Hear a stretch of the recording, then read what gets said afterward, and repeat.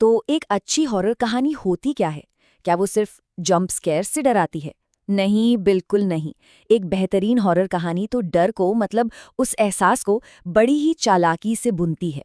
आज हम चेहरा नाम की एक ऐसी ही कहानी की पड़ताल करने वाले हैं और देखेंगे कि ये कहानी डर को एक आर्ट की तरह कैसे इस्तेमाल करती है। तो चलिए इसकी एक-एक परत को खोलकर देखते हैं। कहानी की शुरुआत ही इन खूबसूरत लेकिन अंदर तक कंपा देने वाली लाइनों से होती है। वक्त सब कुछ मिटा देता है, पर यादों का दाग गहरा होता है। ये सिर्फ लाइनें नहीं हैं, बल्कि पूरी कहानी का सार है।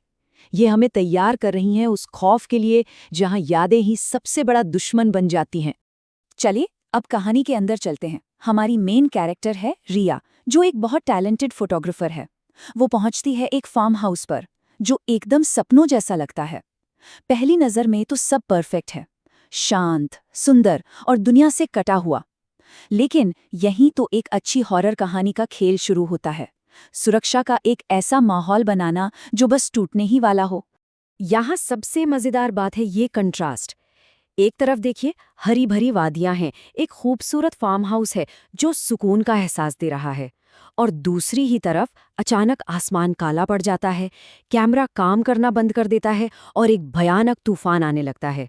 कहानी हमें शुरू में ही इशारा दे रही है कि जो दिख रहा है, असलियत वो बिल्कुल नहीं है। तो इस कहानी में किरदार कौन-कौन है? एक तो है रिया, हमारी फोटोग्राफर, जो इस जगह को अपने कैमरे में कैद करने आई है। और दूसरा है देव मैथ्यू, एक बहुत ही चार्मिंग लेकिन दुखी रिकंस्ट्रक्टिव सर्जन। उसकी कहानी सुनकर किसी को भी दुख होगा। उसने अपनी पत्नी को एक कार एक्सीडेंट में खो दिया और अपने माता-पिता को कोविड में। अब वो बस ये फार्म हाउस बेचकर कनाडा वापस जाना चाहता है। मतलब वो एक ऐसा कैरेक्टर है जिस पर आसानी से भरोसा किया जा सकता है। तो स्टेज सेट हो चुका है। एक सुंदर सी जगह, एक भरोसेमंद इंसान और एक सुरक्षित माहौल। लेकिन अब कहानी धीरे धीरे शक के ऐसे बीज बोना शुरू करती है जो हमारे सुकून को धीरे धीरे खत्म कर देंगे। देखते हैं कि ये सब कैसे होता है। कहानी ना अब हमें छोटे छोटे सुराग देती है, जिन्हें रेड फ्लैग्स भी कह सकते हैं, जो हमें बेचैन करने लगते हैं। पहला, एक नामुमकिन फोटो। सोचिए, बाहर तूफान है और रिया के कैमरे में एक फोटो कैप्चर हुई है जिसमें चिलचिलाती धूप है। ये कैसे हो सकता है? दूसरा, घर में देव की स्वर्गीय पत्नी या माँ बाप की एक भी तस्वीर नहीं है। कितना अजीब है ना? तीसरा, रिया को अपने आप ही पता चल जाता है कि चाबी कहाँ है। और चौथा, जो सबसे ज्यादा खतरनाक है, देव की वो सख्त चेतावनी कि हॉल के आखिरी कमरे को भूल कर भी मत खोलना। ये सारे टुकड़े मिलकर एक बहुत डरावनी पहेली बना रहे हैं। और जाहिर है, जब किसी को एक कमरे में जाने से मना किया जाता है तो कहानी का अगला मोड़ वहीं से शुरू होता है। कहानी अब अपने सबसे टेंशन वाले हिस्से में पहुंच रही है। जाल बिछाया जा चुका है। बाहर तूफान तेज होता जा रहा है। रिया के पास अब देव का ऑफर मानने के सिवा कोई चारा नहीं है। उसे रात वहीं गुजारनी पड़ेगी। ये एक बहुत जरूरी मोमेंट है। जो बाहर का खतरा है यानी तूफान, वो उसे एक ऐसे अनजान और शायद उससे भी कहीं ज्यादा बड़ी खतरे के अंदर फंसा देता है जो घर के अंदर ही है। अब जब रिया की उत्सुकता उससे कंट्रोल नहीं होती तो वो उस कमरे में चली जाती है जहां जाने से मना किया गया था। और अंदर जो उसे मिलता है वो किसी की भी कल्पना से परे है। रस्सियों से बंधी एक कुर्सी, विग्स, मेकअप किट, मास्क और सबसे डरावनी चीज, पोलरॉइड तस्वीरों से ढकी एक पूरी दीवार। और हर तस्वीर में एक लड़की है जो हूबहू रिया जैसी दिखती है। अब ये साफ हो चुका है कि ये कोई फार्म हाउस नहीं, बल्कि एक बुरा सपना है। जब देव उसे पकड़ता है तो वो उस पर चिल्लाता नहीं है। वो बड़े आराम से कहता है, चिंता मत करो, मैं तुम्हें कोई नुकसान नहीं पहुंचाऊंगा, बस मेरा साथ दो। उसकी ये शांति इस डरावने माहौल में हर चीज को और भी ज्यादा खौफनाक बना देती है। रिया की बचने की कोशिश अचानक खत्म हो जाती है। एक सुई उसकी गर्दन में चुभती है और उसकी आंखों के सामने अंधेरा छा जाता है।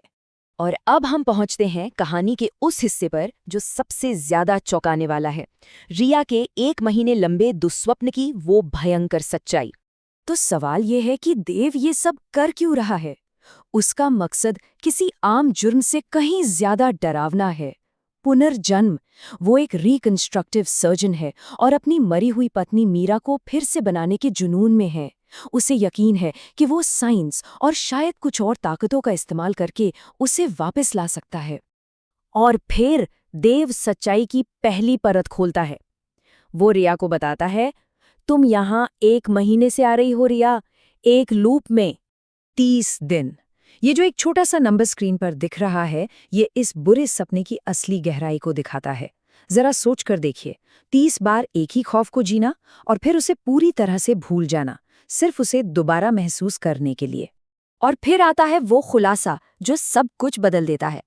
दीवार पर लगी तस्वीरों के बारे में देव कहता है, वो दूसरी लड़कियां नहीं हैं, वो सब तुम हो।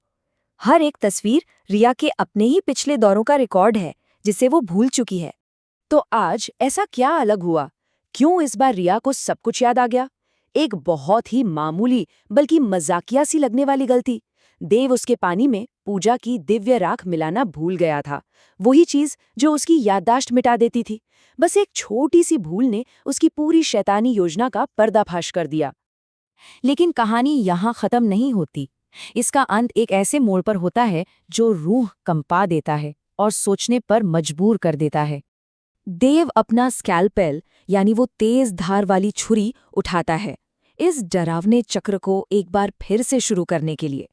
ऐसा लगता है कि अब कुछ नहीं बदल सकता, सब कुछ फिर से दोहराया जाएगा। लेकिन वो अकेला नहीं है। जैसे ही वो छुरी उठाता है, अचानक कमरे की हवा ठंडी पड़ जाती है। उसके ठीक पीछे उसकी पत्नी मीरा की आत्मा खड़ी है, जो चुपचाप सब देख रही है। और एक ही पल में कहानी का पूरा खेल बदल जाता है। और बस कहानी हमें यहीं लाकर छोड़ देती है, एक ऐसे सवाल के साथ जो दिमाग में घूमता रहता है कि आखिर मीरा का भूत चाहता क्या है? क्या वो बदला लेने आई है अपने पति के इन भयानक कामों का, या फिर कुछ और, कुछ ऐसा जिसकी हम कल्पना भी नहीं कर सकते? देखिए, यही तो इस कहानी का कमाल है। ये एक ऐसा एंडिंग है जो जवाब नहीं देता, बल्कि और भी सवाल खड़े कर देता है। और शायद इसीलिए ये इतना असरदार और यादगार बन जाता है।